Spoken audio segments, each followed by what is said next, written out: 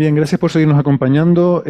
Continuamos con el siguiente tema, que es un artículo que se ha publicado en Nature de un grupo de investigadores australianos que han estado trabajando en un yacimiento en la isla de Borneo, que eso está por ahí cerca de esos sitios ahí entre Tailandia y Australia, por ahí en medio, todo eso, la Indonesia y por ahí. Y, y Sara, este podría ser el yacimiento más antiguo un yacimiento, vaya, un cementerio, vamos, un enterramiento, un sitio de enterramiento, ¿no? No me salía la palabra. Este, este yacimiento se encuentra en la península de... Os vais a reír mucho. San, Sanquilirán Mangakaliat, En que Borneo. está en Borneo, en el este de Kalimantan, eso me ha salido bien, y se encuentra dentro de una bonita cueva, que es la cueva de Liang Tebo. ¿Vale? En esta cueva se han encontrado pinturas rupestres hechas en negativo, manos, en las que soplabas el pigmento y se quedaba la mano marcada, ¿vale? El pigmento era ocre que se disolvía y al soplar se quedaba pegado a la tierra, digo a la pared.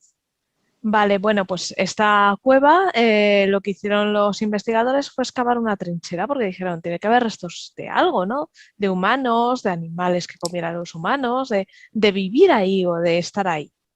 Entonces, al excavar la trinchera, ¿cuál fue su sorpresa cuando descubren huesos humanos? Dicen, espera.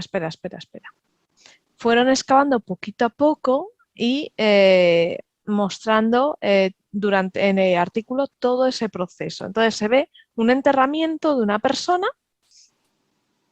puesta boca arriba, sobre la cabeza y sobre sus brazos tiene colocadas piedras calizas, y está en posición con las rodillas sobre el pecho. Claro, esto es la primera vez que se encuentra hace 31.000 años, porque se ha ido datando cada capa de roca y es de hace unos aproximadamente 31.000 años. De esa fecha no tenemos un enterramiento así, que se vea claramente que ha sido hecho a propósito porque se ha analizado el movimiento que se hizo de la roca, o sea, se excavó, se metió a la persona y se pusieron las rocas encima. Esto es la primera vez que aparece tan temprano. O sea, digamos que es el enterramiento más antiguo documentado que ¿no? tenemos. O sea, Sí, Mecano diría... cuando hablamos de cementerio solemos pensar en que haya varias personas, ¿no? Entonces, quizá hay que distinguir ahí entre cementerio y Es enterramiento, ¿no? una única persona. O sea, Claro. imaginaos lo querida que tenía que ser esta figura para que se molestaran en excavar en la cueva donde vivían y ponerla. O todo lo contrario. Exacto. O era muy normal y simplemente no lo hemos... Bueno, vale, no. Claro, pero si vivían... O no era nada querida y cuando se murió dijeron, vamos a enterrarlo para asegurarnos de que no nos vuelve a molestar. Y le ponían piedras encima para que no levantara. Con piedras yo creo encima, que tiene sentido. no te tomas, cuando te cae mal una persona, no te tomas tanta molestia. Todo depende, ¿eh? Puede haber cosas rituales, o sea, ya sabes, por ejemplo, los famosos caníbales de África eran caníbales por motivos rituales, se comían a sus enemigos, no querían comerse gente, sino que se comían a los enemigos para absorber su fuerza, cosas de estas, ¿no? Entonces, bueno, nunca sabes, los rituales siempre fuera de contexto son difíciles de interpretar. Bueno, y recordemos que estamos hablando de hace 31.000 años, ¿vale? O sea que cualquier tipo de imagen de Homo sapiens moderno no debemos de aplicarlo en este contexto. Es un contexto extremadamente diferente, ¿no? Esta persona era un Homo sapiens moderno. Sí, o sea, pero quiero decir, pero que no tenía la visión que tenemos. Es decir, no es una persona anatómicamente moderno, en el que podemos tratar de inferir qué podía pensar y qué podía ser. Para una persona hace 31.000 años es inconcebible. Anatómicamente moderno, pero culturalmente muy alejado de nosotros, digamos. Eso quería decir. Muy arcaico. No, claro. Bueno, esta persona se fue, os digo, el proceso se fue documentando porque, claro, estamos hablando de enterramiento más antiguo, pues dijeron, a la hora de escribir el paper, dijeron, pues vamos a documentarlo bien. Se iba haciendo como se tiene que hacer, y cuando llegan a mitad del cuerpo, viene la sorpresa. Agarraos todos. A esta persona le habían amputado una pierna. Ostras. Y la pierna izquierda, la pierna derecha está bien. La pierna izquierda le falta de la mitad de la tibia y peroné. Y le falta el pie, obviamente. Wow. Pero no estamos hablando que pueda ser, pues que hubiera mordido a alguien, a algún animal, que hubiera tenido un cocodrilo, por ejemplo, o algo. No, porque el corte es limpio, muy, muy limpio, que corta tibia y peroné de una forma transversal. Esta es la primera sorpresa. La segunda sorpresa es, tú tienes tejido y hueso cuando tú amputas, cicatriza, y cicatriza pues hace un crecimiento raro, como es que se abomba alrededor del hueso y ese crecimiento de cicatrización. Vale, esta persona lo tenía. Pero es que sigo hablando. Le amputaron la pierna en plena edad de piedra, ¿vale? En la cual las herramientas que teníamos son todas herramientas líticas. O sea, rederas, cuchillos, era todo piedra muy pulida. Vale, el corte perfecto. No hacían analíticas. Analíticas, qué bueno. Eso lo hacemos los modernos. Bueno, pues. Perdón. El tema es eso, tenemos crecimiento, pero si observamos en el artículo, en la imagen, la tibia se cortó cuando esta persona tendría, en el momento de la muerte, tendría unos 16, 19 años, ¿vale? Aproximadamente. Una persona adulta, no se sabe el sexo, porque, no se conoce el género, perdón. ¿Por qué? Porque es todo muy neutral, cadera y el cráneo son muy neutrales, no se sabe. Así que vamos a hablar de persona. Bueno, pues esta persona además, la tibia se queda pequeña, como de un infantil. Eso quiere decir que en el momento del corte esta persona era un niño. Y sobrevivió unos de 6 a 10 años así. Ah, qué interesante. Con o sea, que no amputada. está asociado con la muerte, sino que vivió un tiempo con la pierna amputada. Fijaos, entre 6 y 10 años después del corte. Cosa que una amputación exitosa en nuestra época ha sido exitosa desde a partir de hace 100 años. Porque teníamos sepsis, teníamos infecciones, teníamos la persona se podía desangrar. O sea, imaginaos el conocimiento anatómico que debía tener la persona que hizo la amputación para que esa persona, este niño, no se desangrase, no tuviera infecciones y sobreviviera entre 6 y 10 años. Seguro que no era la primera que hacía. Exacto. Entonces, puede ser, la duda es, esta tribu en concreto tenía este alto conocimiento anatómico y se transmitía de padres a hijos por la tribu por transmisión oral, o era algo más generalizado de esta época histórica. Eso es una duda que ahora queda en el aire a raíz de este descubrimiento. Porque bueno, no yo añadiría ahí un punto. Estamos hablando de Indonesia. Es verdad que en aquel momento el nivel del mar era diferente y seguramente Indonesia estaba conectado al menos con algunas partes de Asia, pero dada, digamos, la geografía complicada de la región, a mí me resultaría, yo necesitaría pruebas bastante interesantes para asumir que esto se producía en alguna región aparte de ahí. Y desde luego, si fuese una isla, estaría claro que solo era ahí. Pero bueno, siendo que estaba conectado con Asia, habría que verlo. Claro, es que cuando haces un descubrimiento así, surgen muchísimas dudas, ¿no? Sí. Y claro, estas son las primeras. Este conocimiento anatómico, ¿cómo narices lo hicieron? O sea, ¿cómo lo sabían? ¿Cómo sabían cómo cortar para que y cómo parar la hemorragia? ¿Cómo pararon la hemorragia? Cortaron limpio. No hubo infección, porque además el hueso no tiene signos de infección. Cuando hay una infección muy grave, quedan signos quedan cicatrices en la infección. Sí. Además, sabemos que no fue una mordedura porque el corte es muy limpio, no hay restos de fracturas de hueso, no hay nada. O sea, se hizo todo muy bien. La verdad es que es sorprendente. Es sorprendente la antigüedad. Material para alienígenas ancestrales, totalmente. Además, esta persona fue enterrada, eso, con las piedras sobre él, lascas de... también tenía lascas y tenía un fragmento de ocre en su mandíbula. O sea, esta persona a lo mejor ese ocre reacciona con las pinturas que había en la cueva. Luego, otra característica anatómica de esta persona es la pierna buena, la pierna izquierda, no muestra signos de una sobremusculación, un sobreesfuerzo de esa pierna tirando de una pierna que falta. Quiere decir que esta persona no hizo vida nómada. Estamos hablando de eso, de personas que vivían en cavernas, pero que no vivían siempre, que se iban, eran cazadores recolectores, se iban moviendo. Esta persona no fue nómada.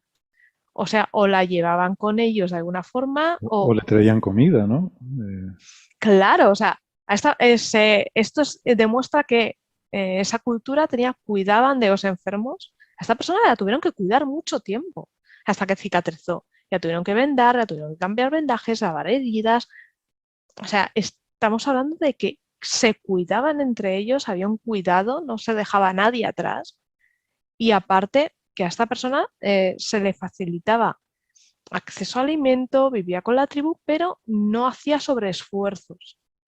Esto ya nos está hablando de que esta cultura no era, la cultura de hace 31.000 años no era tan bruta como se nos hace entender, ¿no? En mucha literatura. Bueno, esta cultura en particular en este sitio hace 31.000 años que no tendría nada que ver con en la misma época en otra parte del mundo. Eso que no sabemos. Claro.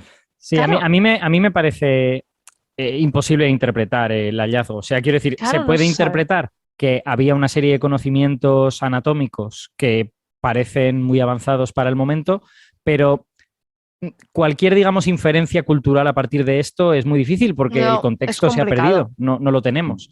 Quiero decir, no es lo mismo que el contexto sea que en esa época ciertas familias estaban instaladas en esas cuevas por motivos religiosos, quizá porque fueran alguna especie como de chamanes o algo de esto, eso explicaría que esa persona no hubiera de moverse, que todas las familias estuvieran instaladas en una cueva, eso estaría hablando de una especie de presedentarismo o algo por el estilo. Y claro, todo ese contexto está perdido, con lo que es muy difícil interpretar. Es que además solo tenemos un individuo. Exacto. En la cueva. Es que esa es la faena. Necesitamos, eso necesita, de hecho, me hace mucha gracia porque la frase further research is needed está ahí, o sea, está en el artículo y es verdad, necesitamos más excavaciones, necesitamos conocer más a esta gente. Sí, sí.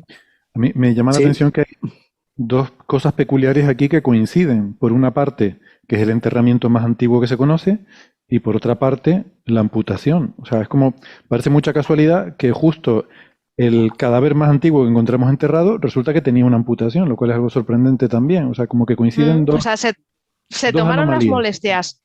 Sí, se tomaron las molestias en mimarle, cuidarle, sacarle adelante y luego cuando falleció le enterraron. O sea, es que debía ser un niño muy querido y cuando creció, según fue creciendo, debía ser muy querido para esta gente.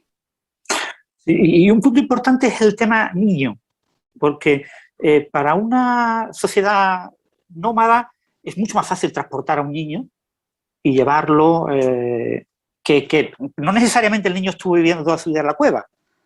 No, claro. Que es el último lugar donde acabó, pero pudo haber sido acarreado porque es mucho más fácil transportar un niño. En ese tipo en Asia muchas veces los homínidos son relativamente pequeños de tamaño, no estamos hablando de homínidos de 1,70, estamos hablando de homínidos que el adulto tiene unos 50 o por ahí.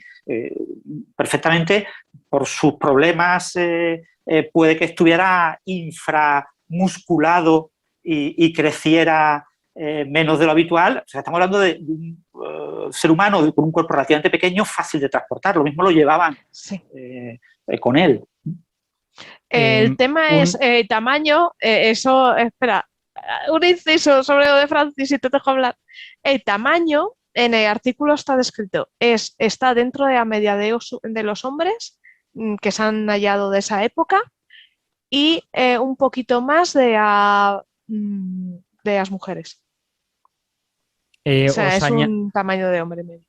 Os añado que la noción de enterramiento que cada uno pueda tener puede ser un poco distinta, pero este no es el enterramiento humano más antiguo conocido. O sea, lo he buscado, a mí me parecía muy reciente, 31.000 años, y efectivamente veo un paper de Nature del año pasado, precisamente, que encuentra un enterramiento de un niño o niña de 3 años de hace 78.000 años en África, que se le encuentra en posición fetal y, digamos, tiene toda una serie de propiedades los restos encontrados que hacen ver que no fue simplemente dejado ahí y que no son unos restos humanos aleatoriamente dispuestos, sino que verdaderamente se trata de un enterramiento. O sea que lo que pasa es que, claro, este estaba cubierto por piedras, este otro de África, estoy leyendo ahora muy rápido el abstract, pero no encuentro que tuviera ese tipo de recubrimiento. O sea que, bueno, va a depender un poco de lo que cada uno considere que es un enterramiento, ¿no?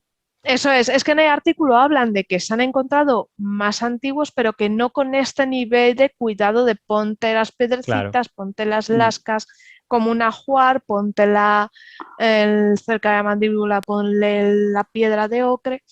Eso sí, vale, eso viene del artículo. Entonces esto me resuelve esa duda de las dos anomalías que coincidían, ¿no? El ser el enterramiento más antiguo y el ser la primera amputación. O sea, digamos que es el enterramiento bonito, ¿no?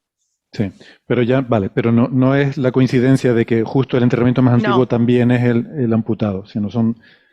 Exacto. Vale, solamente hay una cosa peculiar. Sí. Y estoy convencido, no me consta y no de que tiene que haber más. Que estoy convencido de que si hablamos con un experto te dirá, este sitio de 200.000 años de antigüedad, aunque sea mucho más controvertido, yo apostaría que a lo mejor también es un enterramiento o algo por el estilo. O sea, no me sorprendería que existieran más antiguos y que simplemente pues, sean más difíciles de interpretar y que los restos estén más dispersos, yo qué sé. Entonces, bueno, que cuidado con eso de enterramiento más antiguo porque depende mucho a quién le preguntes, creo yo. Al ser una cosa cultural, quiero decir, es difícil la diferencia entre un cadáver dejado en un sitio para que no moleste y un enterramiento, ¿cuál es? Pues es los aspectos culturales, las cosas que haces alrededor de eso, ¿no? Sí. Y eso no siempre se preserva bien y no siempre es fácil de interpretar. Efectivamente. Es que pensemos que estamos hablando de una cueva que ahí ha habido poco movimiento, que tal, que estaba en una capa. Entonces ahí es fácil, pero en una población que a lo mejor falleciera en una llanura, al que tú has enterrado bien, pero que luego ha venido una avenida de agua, ha venido cualquier cosa, que incluso procesos geológicos, estamos hablando de 70.000 años. Claro. Sí, este artículo se ha publicado en Nature y probablemente por el tema ese de lo de la cirugía, ¿no? Parece como una medicina muy avanzada para ser de 31.000 años, ¿no? Claro, en Egipto, por ejemplo, se han encontrado varios cuerpos amputados y se sabe que había una medicina incluso desde los egipcios de Egipto antiguo, ¿no? Sí, había ya una medicina suficientemente avanzada para tener una cierta tasa de éxito en este tipo de operaciones, ¿no? Claro, la cuestión es si había esa medicina. Yo no lo veo nada claro que la hubiera. Esto puede ser un caso de excepcionalidad. Es decir, se aplica una cirugía que normalmente en aquella época acababa conduciendo al fallecimiento, pero excepcionalmente un individuo, por las razones que sean, acaba sobreviviendo y sobrevive 9 años. Pues muy bien, pero extrapolar de ese único individuo a que hay una medicina avanzada y ponerlo en el abstract de un paper en Nature y casi que el título del paper es había medicina, había cirugía avanzada capaz de hacer amputaciones con éxito, es lo típico del sensacionalismo de la revista Nature, ¿no? Que te pone busca el artículo científico que genere en los medios mucha atención. Pero es que de esa época se sabe que había tratamientos, extracción de dientes, se han visto que se limaban las caries, o sea, que se hacían cosas. Lo que pasa es que, claro, una amputación es muy heavy sobrevivir a una amputación es muy heavy en esa época. Que quizás fue casualidad, oye, salió bien. Vale, pero... Esto hay, por defender un poco a los autores, que a lo mejor, pues, a lo mejor han pensado esto de Francis y no lo han querido decir, pero yo creo que habitualmente cuando se encuentran este tipo de hallazgos, la gente suele pensar, si yo he encontrado esto, debe de ser que tiene que haber otros que no he encontrado. O sea, pensar que has encontrado la aguja en el pajar parece estadísticamente improbable, ¿no? Entonces, pues, por eso ellos proponen esto, ¿no? De que podía haber unos conocimientos avanzados o medianamente avanzados de anatomía. A ver, yo creo que para mí la pregunta relevante es ¿dónde estaban esos conocimientos avanzados? Quiero decir, si pertenecían a el grupo tribal que vivía en esta parte de esa península, de esa isla, o si era una cosa mucho más... Quiero decir, es que cuando hablamos de conocimientos de anatomía, podemos pensar en una escuela de medicina. Francis ha citado el Antiguo Egipto. El Antiguo Egipto era una civilización en la que la gente escribía cosas y se transmitían cosas de padres a hijos. Hace 31.000 años no tenían nada de todo eso. Entonces, el alcance de esos conocimientos y cómo eran transmitidos es muy relevante y eso no lo conocemos por este hallazgo. Y tenemos que pensar que de piedra también se han visto amputaciones, pero amputaciones rituales de falange. O sea, dedos de pies, dedos de manos. Lo que pasa es que esta es significativa porque es un miembro grande. Claro.